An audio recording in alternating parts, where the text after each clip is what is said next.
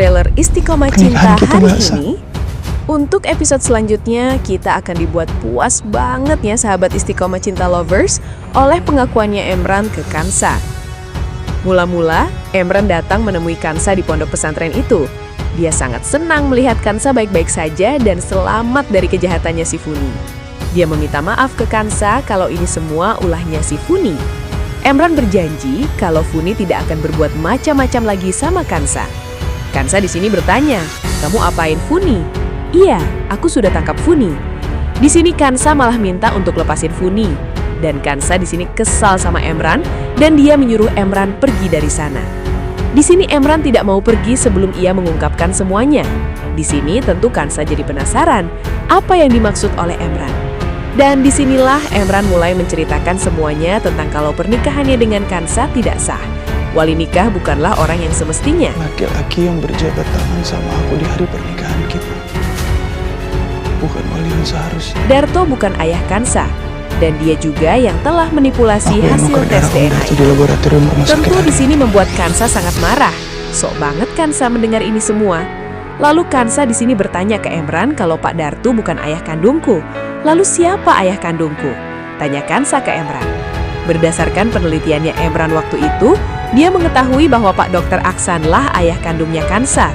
Dengan berat hati, Emran pun memberitahukan ke Kansa. Tambah sedih aja Kansa di sini.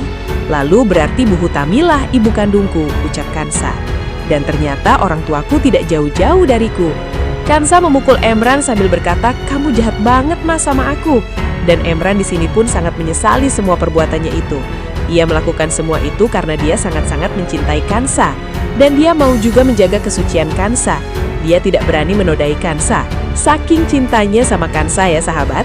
Di sini sudah pasti Kansa sangat kecewa, marah, kesal. Semuanya campur aduk.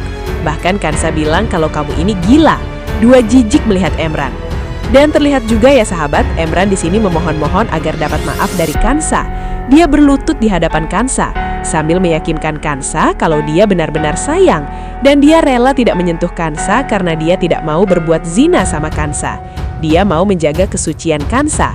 Lalu di sini Kansa mulai luluh. Mungkin Kansa kasihan juga ya sahabat sama Emran. Di sini terlihat juga Alika yang mendengarkan semua itu.